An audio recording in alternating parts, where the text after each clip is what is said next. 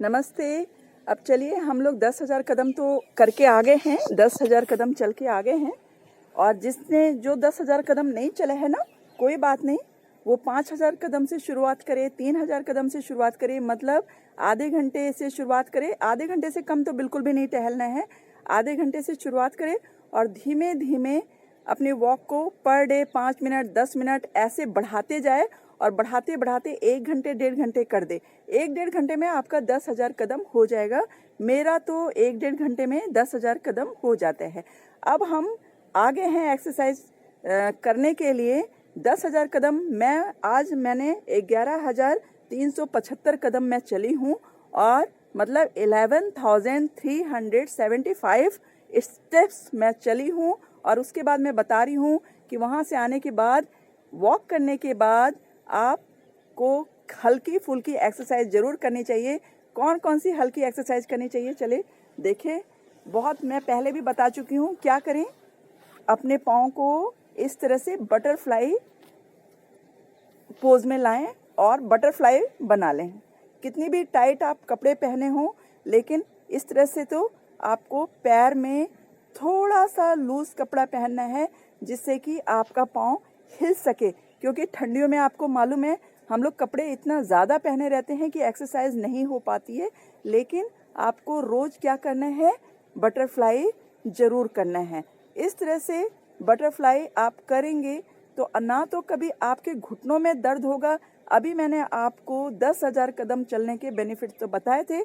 उसके अलावा अगर आप इस तरह से वहाँ से आके एक्सरसाइज करते हैं, आपके घुटनों में दर्द नहीं होगा। और जो 10,000 कदम चले थे उसकी वजह से शुगर बीपी दोनों कंट्रोल रहेगी, गैस्ट्रिक कंट्रोल रहेगी, मतलब गैस की प्रॉब्लम जो बार बार कब्ज हो जाती है, भूख नहीं लगती है, पेट भरा भरा सा लगता है, बार बार डें डें होती रहती है, वो सब ठीक हो जाएगा 10,000 कदम रोज चलने से। चाहे आप दिन भर में चल लें, चाहे आप सुबह 1-1.5 घंटे में ही 10,000 कदम चल लें, या फिर शाम को अगर और कुछ ऑप्शन नहीं है तो शाम को 1 से 1.5 घंटे आप टहल लें। सुबह टहलने का क्या फ़ायदा होता है कि हमें शुद्ध वायु भी मिल जाती है, शुद्ध हवा भी मिल जाती है।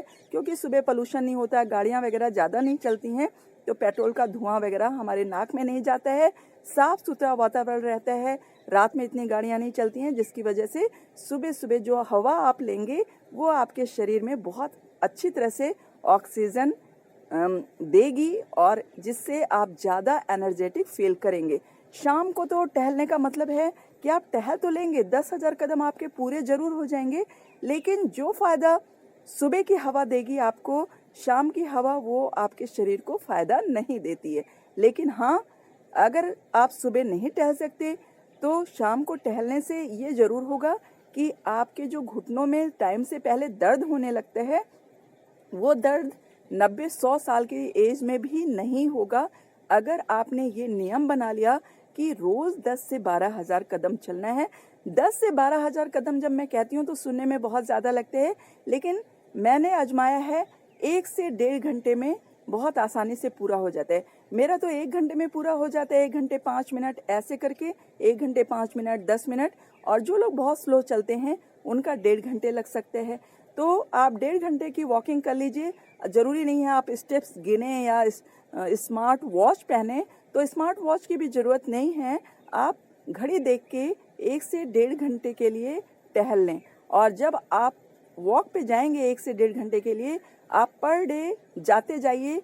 आपको 2-4 दिन हो सकते हैं अंतर पता ना चले, बहुत ज़्यादा आपके पाँव में दर्द हो, लेकिन धीरे धीरे क्या होगा कि आपको ये समझ में आने लगेगा कि क्या उसके बहुत ज़्यादा अनोखे फ़ायदे हैं कि आपको इतना अच्छा महसूस होगा। अब आप देखिए, मैं ठंडी में भी उठ के क्यों एक्सरसाइज कर रही हूँ, क्योंकि जब मैं एक्सरसाइज छोड़ देती हूँ या वॉक छोड़ देती हूँ तो क्या होता है, मुझे सबसे पहले गैस की प्रॉब्लम शुरू हो जाती है, मतलब डें डें शुरू हो जाते हैं। ये मेरे को प्रॉब्लम बहुत पहले से ही है, लेकिन वॉक वगैरह से ठीक हो जाती है। ठंडियों में जब छोड़ देती हूँ तो ये परेशानी बढ़ने लगती है। तो इसलिए आप लोगों को भी मैं अनुभव से बता रही हूँ, अनुभव बड़ी चीज़ है। योग में जो पढ़ाई की है, ज़रूरी नहीं है कि सब लोग ट्रेनिंग से ही सीखते हैं। अनुभव से भी बहुत कुछ सीखा जा सकता है। तो ये हो गया, ठीक है। अब हम क्या करेंगे, देखिए हमने 2-2 कपड़े 3-3 कपड़े पहने हुए हैं। पाँव को, अब हमने पाँव को ऐसे करके आपको थोड़ा सा एक्सरसाइज करना है, एक्सरसाइज देना है। पंजों को ऐसे करके घुमाइए चारों तरफ, पंजों को ऐसे चारों तरफ घुमाइए आराम आराम से, थोड़ा जल्दी जल्दी, क्योंकि आप अभी वॉक करके आ रहे हैं तो आप जल्दी जल्दी घुमाएंगे तो भी कोई परेशानी नहीं होगी, क्योंकि आपके पाँव पूरी तरह से मूवमेंट में आ चुके हैं। और जिन लोगों ने अभी वॉक नहीं किया है और सीधे ये एक्सरसाइज कर रहे हैं, वो आराम आराम से करेंगे, क्योंकि पाँव को अगर बहुत जल्दी घुमाएंगे बिना एक्सरसाइज के तो आपके पाँव में मोच आ सकती है। लेकिन जिन लोगों ने वॉक किया हुआ है उनको परेशानी नहीं आएगी मोच आने की, ठीक है। और फिर उसके बाद खोलिए, बंद कीजिए, खोलिए, बंद कीजिए। ऐसे करके हमें 8 से 10 बार अपने पाँव को ऐसे ऐसे कर लेना है। आप देखेंगे इस तरह से करने से आपको घुटनों की परेशानी बड़े आसानी से दूर होगी। जिनके नहीं है उनको तो कभी होगी ही नहीं, और जिनको है, जिनको अभी जल्दी जल्दी शुरू हुआ है ना, तो वो ऐसा करने से ठीक होने लगेगा। और जिनको पहले से प्रॉब्लम शुरू है वो धीमे धीमे इस चीज़ को ऐसे मूवमेंट करें, बेड पे ही बैठे बैठे। धीरे धीरे आप देखेंगे कि आपके पैरों में नई जान आ रही है, और जो ज़्यादा परेशानी हो रही थी, बहुत पेन होता था, वो शायद थोड़े दिन और भी हो, कम से कम 1-2 हफ्ते तो आपकी ये परेशानी और बढ़ जाएगी एक्सरसाइज करने से। लेकिन घबराना नहीं है, फिर वो ठीक हो जाएगी, ठीक है। तो ऐसे ऐसे मूवमेंट आप ऐसे ऐसे करें, और घुटनों को थोड़ा सिकोड़ें और छोड़ें, सिकोड़ें, कटोरियों को सिकोड़ें और छोड़ें, सिकोड़ें और छोड़ें। ऐसे करके ये घुटनों की बहुत अच्छी एक्सरसाइज है, ठीक है। ऐसे करें, हाँ। अब ऐसे धीमे धीमे टच करें, ऊपर को करें, फिर टच करें, टच करें, ऊपर को करें, फिर टच करें, फिर हाथ ऊपर, फिर टच करें, फिर हाथ ऊपर। पहले शुरू में इतना ही करें, बाद में हम झुकना शुरू करेंगे, क्योंकि जब हम शुरू में करते हैं तो हमारी बॉडी बहुत स्टिफ होती है, बहुत टाइट होती है, जोड़ खुले नहीं होते हैं। जब हम शुरू में करते हैं तो हमको सिर्फ इतना करना है, और ऐसे ऊपर ऊपर, फिर टच करना है टो को, अपने पंजों को टच कीजिए, और ऐसे करके हम 10 से 15 बार ऐसे ऐसे करना है। 10 से 15 बार हो गया। अब अपने हाथों को 1 2 3 4 5 6 7 8 9 10। 1, अब कंधों को पीछे ले जाएं। 1 1 2 3 4 5 6 7 8 9 10। 1 2 3 4 5 6 7 8 9 10। क्या करना है, कंधों को पीछे की तरफ ऐसे घुमाना है और फिर आगे की तरफ ऐसे घुमाना है। इससे क्या होगा, जो सर्वाइकल स्पॉन्डिलाइटिस के पेशेंट हैं, जिनकी ये पूरी अकड़ी रहती है, पीठ में दर्द होता है और गर्दन में दर्द होता है, वो ठीक होने लगेगा, ठीक हो जाता है अगर आप रेगुलर ऐसे करते हैं, रोज रोज ऐसे करते हैं। कैसे, अपने कंधों को एक्सरसाइज देते हैं, पहले पीछे 10 से 15 बार और फिर आगे की तरफ 10 से 15 बार। तो इससे क्या होगा, आपके कंधों को मूवमेंट मिलेगा और गर्दन भी ऐसे 3 से 4 बार ऐसे कर ले। जितना भी आप पहने हो बहुत आराम से हो सकता है। जरूरी नहीं है आप सब जब कपड़े एकदम कुछ ना पहने हो, बहुत हल्के हो, तभी एक्सरसाइज कर सकते हैं। लेकिन ठंडियों में आप हल्की फुल्की एक्सरसाइज जरूर से जरूर करें। पहले वॉक करके आएं और उसके बाद इतनी एक्सरसाइज जरूर करें। हाथ की आप देखें, ऐसे आप सीधा हाथ कर लें और थोड़ा सा ऐसे घुमाएं कलाइयों को। इससे आपके हाथों को मजबूती मिलेगी। जो हाथ में अक्सर बाई फटने की, लोग कहते हैं समल बाई हो गई है, हाथ बहुत फट रहा है, बहुत पेन हो रहा है, तो वो सब ठीक होने लगेगा। ठीक है, और हाथ को ऐसे करके बीच बीच में टैप करते रहिए। ये बहुत बड़ी एक्सरसाइज है। किसके लिए? सर दर्द वालों के लिए और गैस्ट्रिक प्रॉब्लम वालों के लिए। ऐसा करके, पहले जब मैं ऐसे करती थी ना तो बहुत डे डे करके गैस निकलती थी। अब नहीं होता है ऐसा। क्यों? क्योंकि अब गैस्ट्रिक की प्रॉब्लम नहीं है, रोज टहलने की वजह से। अगर मैं 10 से 15 दिन फिर टहलना बंद कर दूं तो ऐसा करने से फिर से डे डे आना शुरू हो जाएगा। जिनको गैस्ट्रिक की प्रॉब्लम बहुत ज्यादा है वो ऐसा करके देखें, उनकी गैस बाहर आना शुरू होगी। इसलिए कहते हैं कि टहलने से ये सब बीमारियां दूर हो जाती हैं। और फिर हल्की फुल्की एक्सरसाइज तो जरूर देना है अपने आप को। ठीक है, बैठने से क्या होगा? बैठने से हम बैठेंगे ना, हमारा शरीर भी बैठ जाएगा, उतनी ही तकलीफ देगा हमारा शरीर। इसलिए ठंडियों में भी आपको अपना हाथ पांव चलाते रहना है। ऐसे कीजिए और ऐसे कीजिए और हाथ को इस तरह से खोलिए, बंद कीजिए, खोलिए, बंद कीजिए, खोलिए, बंद कीजिए, खोलिए, बंद कीजिए।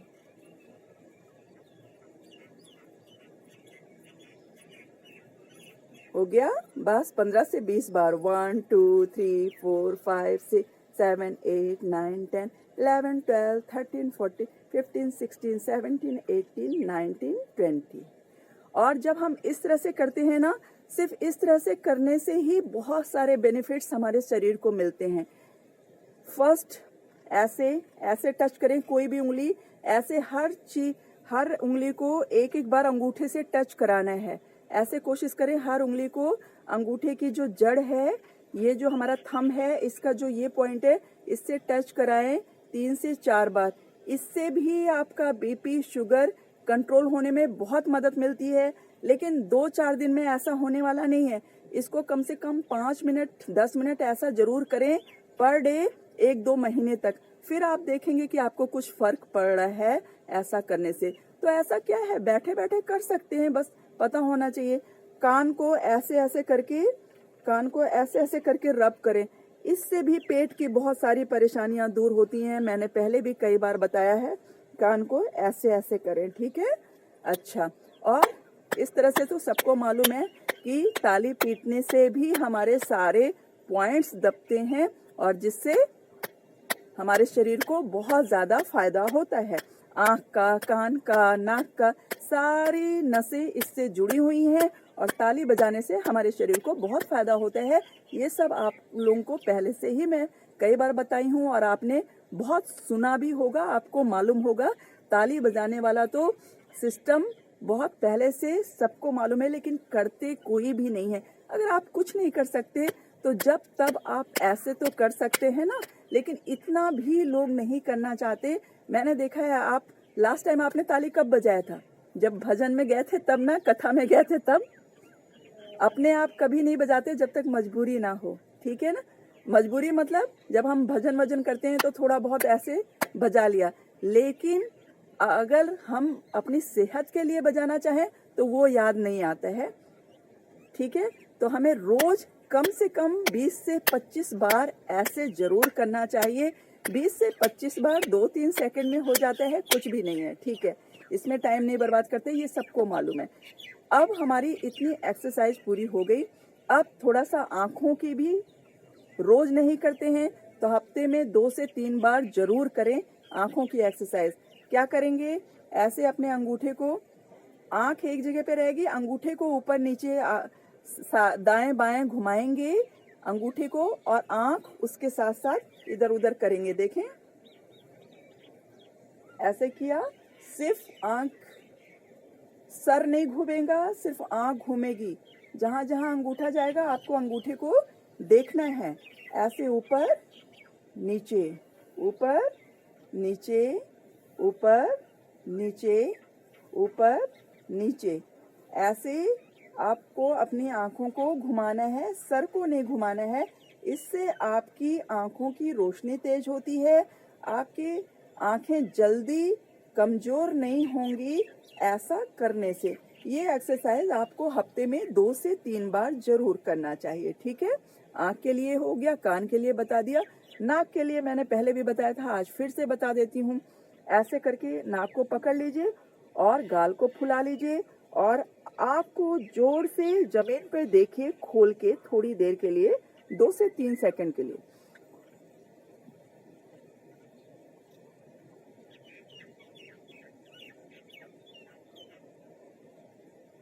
ऐसा 2 से 3 बार करें, आपकी आंख, नाक, कान सब चुस्त दुरुस्त हो जाएंगे बिल्कुल। एक बार फिर से करेंगे।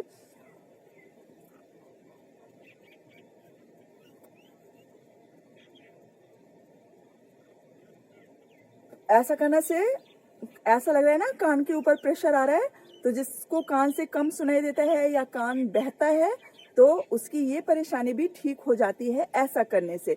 नहीं विश्वास है, जब तक आप करके देखेंगे नहीं तब तक विश्वास नहीं होगा आपको। हम लोग ने ये सब पहले से किया हुआ है, कई लोगों पे आजमाया है और रोज थोड़ा थोड़ा जब जब याद आता है तब करते हैं। आप रोज सब एक्सरसाइज तो नहीं कर सकते, सब एक्सरसाइज रोज नहीं की जा सकती क्योंकि बहुत सारी एक्सरसाइजेज हैं, उसमें पूरे 3-4 घंटे लग जाएंगे। इसलिए एक दिन कोई और एक्सरसाइज करें, दूसरे दिन कान वाली कर लें, उसके बाद नाक वाली कर लें। गले वाली रोज नहीं कर पाते तो एक दिन छोड़ के एक दिन करें। मतलब इस तरह से आप अपने दिनचर्या में एक दिन ऐसा बांटे कि हमने कल इस चीज की एक्सरसाइज की थी तो आज हम दूसरे शरीर के दूसरे हिस्से की एक्सरसाइज कर लेते हैं, ठीक है। तो वॉकिंग में तो सब चीज की हो जाती है, लेकिन आंख, नाक, कान की नहीं हो सकती। लेकिन ये बेनिफिट होता है कि जब आपके दूसरे ऑर्गन्स फिट रहते हैं तो आंख, नाक, कान भी डिस्टर्ब नहीं होते हैं। लेकिन अगर उनको अलग से आपको स्पेशल ट्रीटमेंट देना है तो उसके लिए कुछ अलग ही करना पड़ेगा। और इसके लिए आंख के लिए क्या है, दिमाग के लिए क्या है और नाक के लिए क्या है, साइनोसाइटिस की प्रॉब्लम भी ठीक हो जाती है, याददाश्त भी ठीक हो जाती है, आंख भी ठीक हो जाती है, कान भी ठीक हो जाता है। किससे? अनुलोम विलोम से। अनुलोम विलोम आप 10 से 15 बार जरूर करें रोज। चलिए शुरू करते हैं।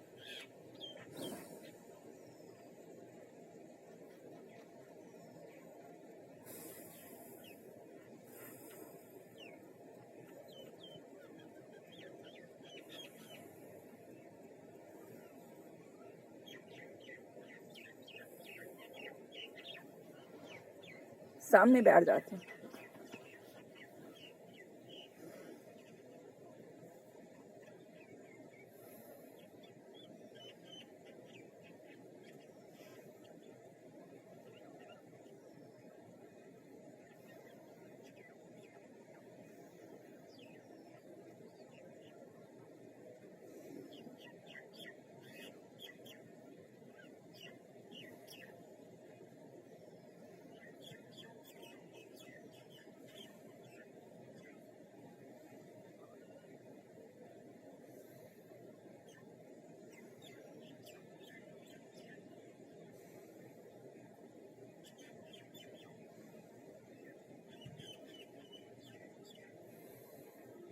ये अनुलोम विलोम हो गया। 15 से 20 बार इसको कर लीजिए, ठीक है। रोज रोज 15 से 20 बार भी करेंगे ना तो भी आपके शरीर के नलियां सब साफ हो जाएंगी, जिसमें कचरा भर गया है टाइम के साथ साथ, और जो हमारी आंख, नाक, कान को डिस्टर्ब करती है क्योंकि नली कचरे से भर जाती है, गंदगी से भर जाती है। तो ऐसा करने से साफ हो जाएगी, सफाई हो जाएगी अनुलोम विलोम करने से उन नसों की, नाड़ियों की, जिसकी वजह से हमारे कान, नाक, आंख सब अच्छी तरह से काम करना शुरू कर देंगे। अब आ जाते हैं अनुलोम विलोम, अरे कपालभाति पे। कपालभाति मतलब अनुलोम विलोम तो आपने 5 से 7 मिनट रोज करना है, मतलब 20 से 25 बार रोज करना है, ठीक है। कपालभाति कितनी बार करना है? 100 तो कम से कम, बाकी आपको रोज 300 बार करना है, जो भी 5 से 7 मिनट में हो जाएगा। चलिए शुरू करते हैं। सीधे बैठ जाएं, पीठ स्ट्रेट रहेगी आपकी, बैक स्ट्रेट रहेगी। और बैक स्ट्रेट जरूर ध्यान दें जब भी आप अनुलोम विलोम और कपालभाति करते हैं तो, क्योंकि उसके लिए आपको थोड़ी देर बैठना पड़ता है। और अगर आप ऐसे करके बैठेंगे तो आपको रीढ़ की हड्डी की प्रॉब्लम शुरू हो जाएगी, रीढ़ की हड्डी में दर्द होने लगेगा और फिर जो आप जिस फायदे के लिए कर रहे हैं वो फायदा नहीं हो पाएगा। तो चलिए हम कपालभाति करते हैं। सीधे बैठ जाएंगे और पेट को अंदर करेंगे, सांस को बाहर फेंकेंगे।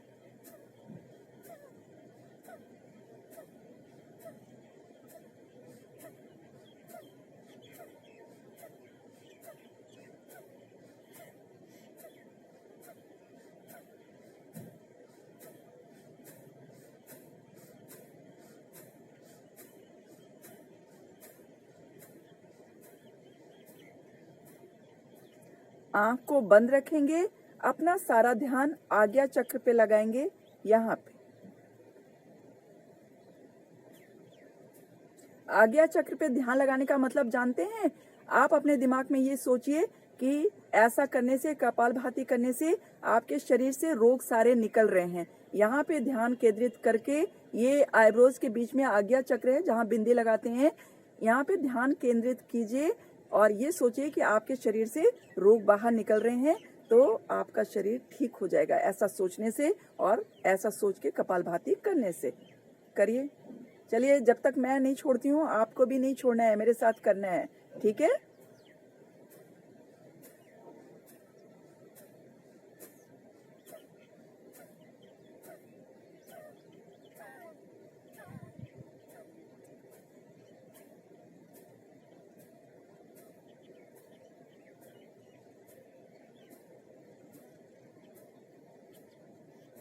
चीटिंग नहीं, आंख नहीं खोलना है, आंख बंद करे रहिए कम से कम 5 से 7 मिनट।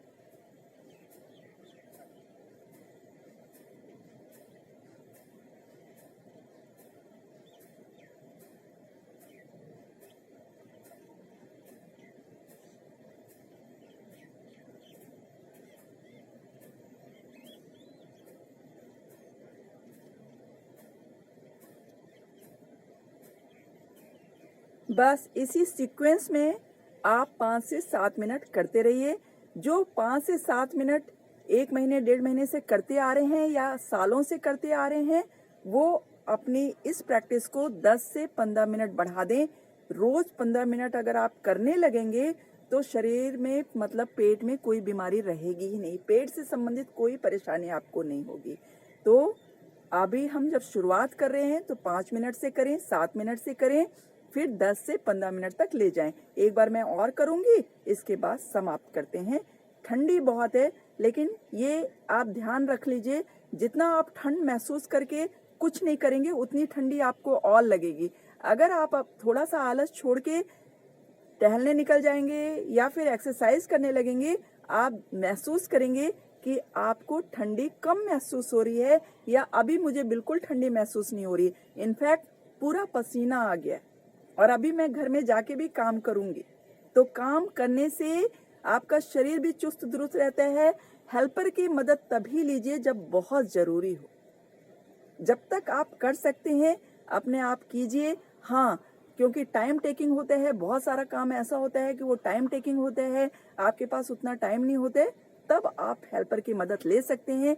लेकिन सिर्फ हेल्पर को पूरा काम देके उनके सहारे आप चुपचाप बैठे रहें, कुछ ना करें, ये भी ठीक बात नहीं है। जितना आपसे हो सके आप काम करें। कपालभाति 10 बार और करेंगे और फिर टाटा बाय बाय।